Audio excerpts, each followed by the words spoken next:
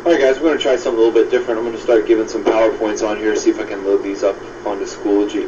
We're going to start talking about checking accounts today. Hopefully it's something that you started to think about if you don't have one already. But basically, a checking account is going to be the hub of all your financial transactions. It's available wherever you are. Okay, so again, you've got your checking account in the middle. We've got online banking, which we'll talk about in a little bit.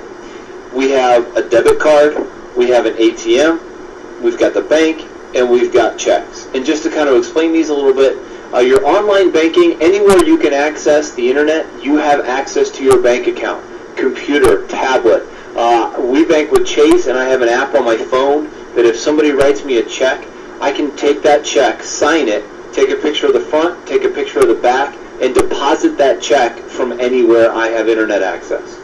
Chase then sends me an email about an hour later saying, hey, we got the picture, your money's good to go. So that's kind of a cool feature. Debit card. When you go to a store, you could have a debit card that's linked to your checking account. So you swipe your debit card and the money instantly comes out of your account. If you don't have enough money in your account, the debit card will be turned down. A check. Most of you know obviously what a check is. It's actually no different than a debit card. The only difference is you don't want to be that person in line at the grocery store writing a check and then you got to show ID and all that good stuff. It takes a while, so most people are kind of going towards a debit card. Obviously the bank, you can make transactions, you can go in deposit, you can go in and withdraw, things like that. And you can also do the same at an ATM. You can obviously make withdrawals, you can make deposits now at an ATM with cash or check. So you see the checking account is sort of where you're going to pay all your bills, all those things that you guys had in your budget. That's where the money's going to come in and out of from your checking account. One thing that I wanted to mention, make sure you keep good records.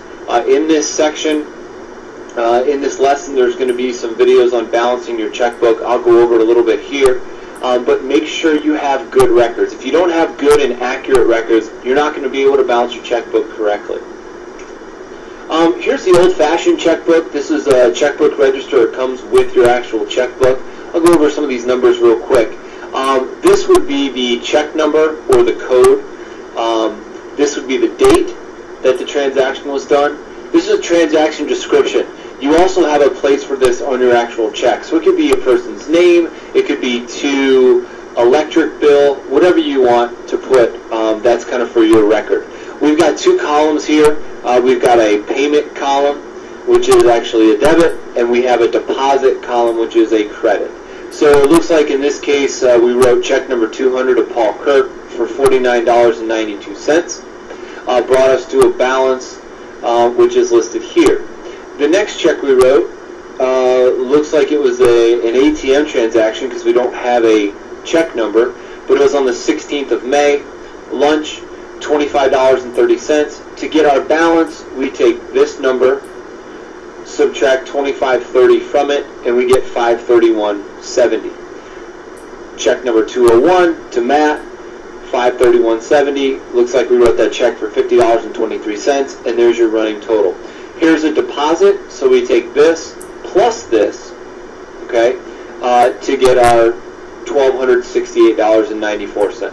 So this is the old-fashioned sort of way of doing it. Now, you can also do it online, and this is what most people are starting to go to. Every bank has an online program. Their statements are going to look a little bit different.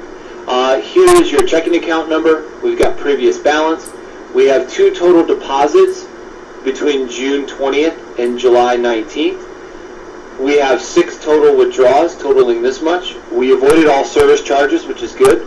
So here's our ending balance. Now, what it does is break it down even further. Here's our checks and other debits. So this is money leaving our account. Looks like we wrote 4 checks. Here's the date and the amount. We have an ATM withdrawal on June 18th for $40. It looks like we used our debit card on the 18th for $55 as well. Here's our deposit section, so this is money going in. Looks like we have some sort of a direct deposit, probably from work on June 23rd. And then we transferred money from another account at the ATM on July 19th. And then down here, this portion looks exactly like